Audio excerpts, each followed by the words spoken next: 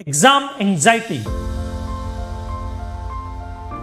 जैसे जैसे एग्जाम के दिन नजदीक आने लगते हैं, हमारे दिल और दिमाग दोनों में डर का माहौल पैदा होने लगता है। हम डरने लगते हैं एग्जाम से, जिसको हम बोलते हैं exam anxiety. CA doctor Mahesh Gaur, आप सबका दोस्त, आज एक ऐसा वीडियो लेकर के आया हूं जिनको भी एग्जाम एंजाइटी है उनके लिए बहुत ही काम का है। इस वीडियो में मैं आपको बताऊंगा कि ये एग्जाम एंजाइटी होती क्या है, इसको ओवरकम कैसे किया जा सकता है। तो इस वीडियो को एंड तक देखें। लास्ट में मैं एक ऐसा ट्रिक दूंगा आपको जिससे आपको एग्जाम एंजाइटी होगा ही नहीं।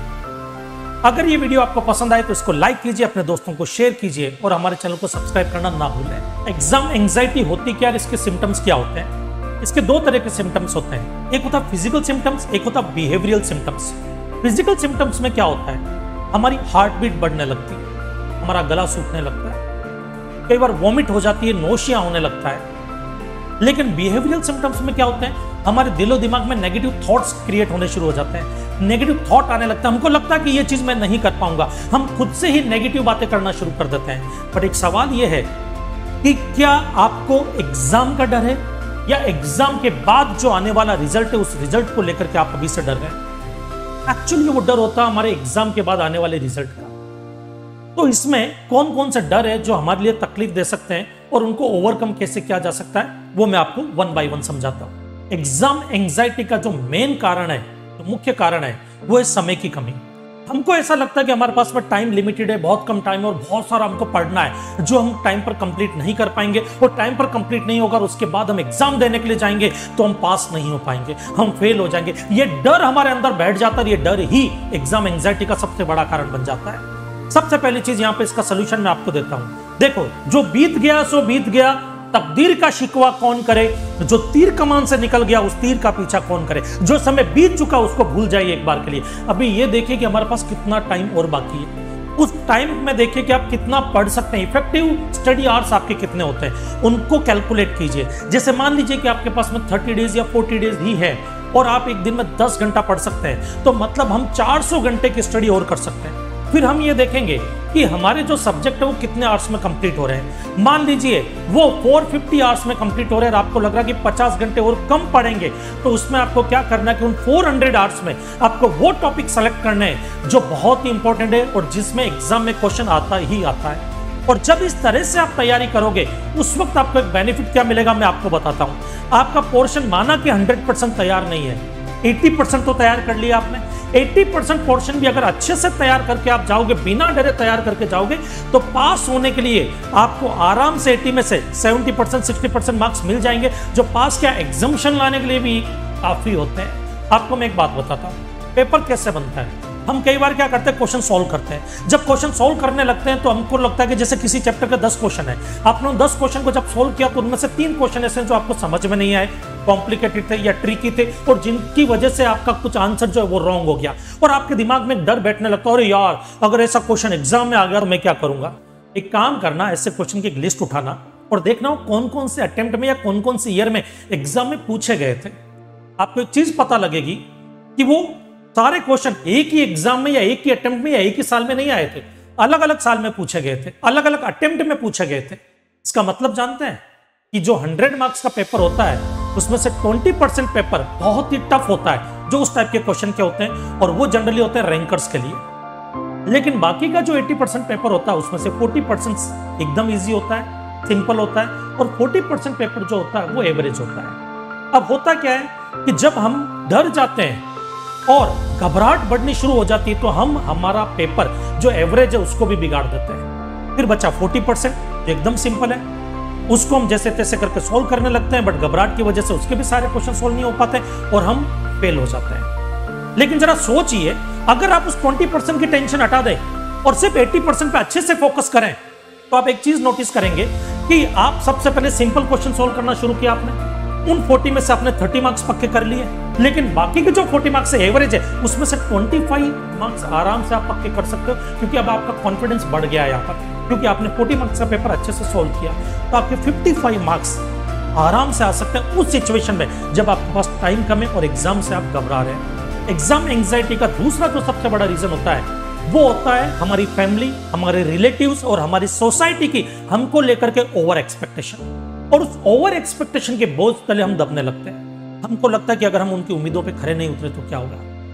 कई बार हमको यूं लगता है कि अगर इस बार एग्जाम में हम पास नहीं हुए तो हमारे अड़ोसी पड़ोसी वो हमारे बारे में क्या बातें करेंगे, ये 4 लोग हमारे बारे में क्या बोलेंगे कि अरे तू एग्जाम दे रहा, तू पास ही नहीं हुआ। तो मैं आपको एक बात बोल दूं, ये 4 लोगों के पास इतना टाइम ही नहीं कि हमारे बारे में बातें करें। 4 लोग हमारे बारे में बातें तब करते हैं जब हम दुनिया से रुखसत होते हैं, और वो जो शब्द बोलते हैं उसके कितना होता है, राम नाम सत्य। जब हम हमारे बुरे वक्त से गुजर रहे थे, क्या 4 लोग साथ में थे हमारे जो उनके बारे में चिंता करें? हाँ, फैमिली के बारे में चिंता करनी जरूरी है। तो इस केस में आपको अपने परिवार के साथ में, अपने पेरेंट्स के साथ में बैठ करके बड़े प्यार से उनको बोलना है, मम्मी पापा आप मुझसे उम्मीद रखो, मैं अपना जी जान लगा दूंगा या जी जान लगा दूंगी पास होने में, कोई कसर कोई कमी नहीं छोड़ूंगा, बट मुझे आपके सपोर्ट की जरूरत है।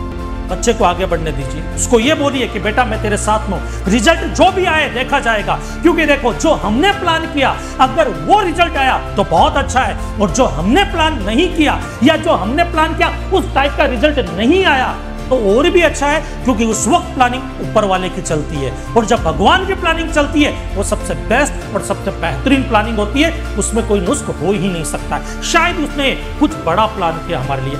आपको मैं एक कहानी सुनाना चाहूंगा महेंद्र सिंह धोनी की। जब युवराज सिंह, सुरेश रैना ये सब प्लेयर अंडर 19 के बाद में इंडियन क्रिकेट टीम में सेलेक्ट हो गए थे, महेंद्र सिंह धोनी को मौका नहीं मिला था। 24 साल की उम्र में उन्होंने अपना डेब्यू किया था, जबकि बाकी के प्लेयर जो 19 साल 20 साल की उम्र में डेब्यू कर चुके थे। तो क्या महेंद्र सिंह धोनी के दिलो दिमाग में ख्याल नहीं आया होगा कि मेरी प्लानिंग फेल क्यों हो रही है, मैं इतने एफर्ट्स ले रहा हूं, सक्सेस क्यों नहीं हो रहा हूं? क्योंकि उस वक्त उस ऊपर वाले की प्लानिंग चल रही थी। और ऊपर वाले की प्लानिंग क्या थी कि महेंद्र सिंह धोनी को पेशेंस लेवल इतना देना है, मुझे इतना देना है, क्योंकि इसको आगे जाकर के इंडिया का कैप्टन बनना है और उसकी कप्तानी संभालनी है। और इसीलिए महेंद्र सिंह धोनी को हम कैप्टन कूल के नाम से जानते हैं, जिसने भारत को 2 वर्ल्ड कप जिताए।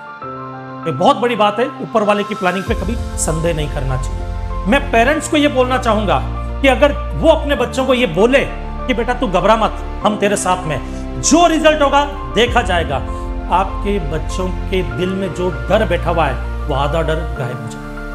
एंजाइटी का तीसरा कारण जो मैंने वो ये होता है कि आप अपने पास्ट के जो एक्सपीरियंस है, बुरे एक्सपीरियंस, उनको लेकर के चलते हैं, उनको अपने दिमाग में बैठा लेते हैं। आपको लगता है कि हमारे पास्ट में ऐसा हुआ तो आगे फ्यूचर में भी वैसा ही होगा, और इसी वजह से आपका डर जो है बढ़ने लगता है। सबसे पहले मैं आपको बता दूं कि अगर कोई भी शेर 4 कदम पीछे होता तो इसका मतलब ये नहीं कि वो डर गया, इसका मतलब है कि वो एक लंबी छलांग मारने वाला है। लेकिन शर्त यह है कि उस शेर को खुद पर भरोसा है या नहीं है। यहां पर वो शेर आप हो।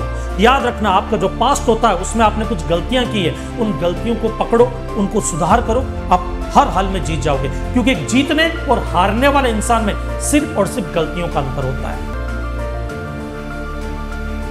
एग्जाम एंजाइटी का जो मेन और लास्ट कारण है वो है फेल होने का डर।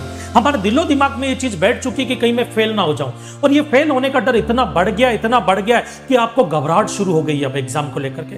तो मैं आपको एक बात बता दूं, फेल कौन होता है? फेल वो शख्स होता है जो मैदान छोड़ करके भाग जाता है। आप एग्जाम दे रहे हैं ना अभी, तो आपने मैदान कहां छोड़ा है? आप फेल हो ही नहीं सकते। किसी शख्स ने कहा है कि मंजिलें तो मिल ही जाएगी भटकते ही सही, नाकामयाब तो वो हैं जो घर से निकले ही नहीं। अब तो घर से निकले हैं, मंजिल जरूर मिलेगी। याद रखना दोस्तों, डरा हुआ इंसान कभी भी जंग नहीं जीत सकता है। जंग अगर जीतना चाहते हो तो एक पॉजिटिव एटीट्यूड के साथ में आपको आगे बढ़ना पड़ेगा, तो ही जीत पाओगे। आपने अक्सर देखा है कि ईगल को, एक बाज को, उसके अंदर एक पॉजिटिव एटीट्यूड होता है, वो एटीट्यूड आपको अपने अंदर जगाना पड़ेगा। बाज कभी भी घोंसला नहीं बनाता है, उसके अंदर एक ऐसा पॉजिटिव एटीट्यूड होता है, उसको लगता है कि जब बारिश होगी मैं बादलों से ऊपर उड़ जाऊंगा। बाज जैसा एटीट्यूड जब आप अपने अंदर पैदा कर लोगे तो आपको कभी कोई शख्स हरा नहीं सकता है, कभी कोई एग्जाम आपको हरा नहीं सकता है। आपको अपनी उड़ान इतनी ऊंची कर लेनी है कि फेल होने का डर दिलो दिमाग से निकल जाए। जब कभी भी आपको लगे कि आप कहीं फेल ना हो जाए तो कुछ इन लोगों के बारे में सोचना। सचिन तेंदुलकर 10th में फेल हुए थे, क्या जिंदगी में फेल हो गए थे वो? धीरूभाई अंबानी ने नौकरी छोड़ दी थी, तो क्या वो जिंदगी में फेल हो गए थे वो? कई बार ऐसा होता है कि कई लोग एग्जाम पास नहीं कर पाते, तो क्या वो अपनी जिंदगी में फेल हो जाते हैं? बिल्कुल नहीं, वो अपनी जिंदगी में टॉप पोजीशन पे भी पहुंचे हैं। क्योंकि कामयाबी एक डिग्री का टुकड़ा ला करके आपको नहीं देगी। कामयाबी आपके हुनर, आपकी स्किल, आपके पॉजिटिव एटीट्यूड और आपकी मेहनत आपको ला करके देगी। तो ये जो फेल होने का डर है ना, इसको निकाल करके बाहर फेंको। कामयाबी किसी की जागीर नहीं है, हम भी कामयाब होंगे और हम होंगे कामयाब। और मिलते हैं हमारे ऐसे किसी इंफॉर्मेटिव वीडियो में, तब तक के लिए जय हिंद, जय भारत।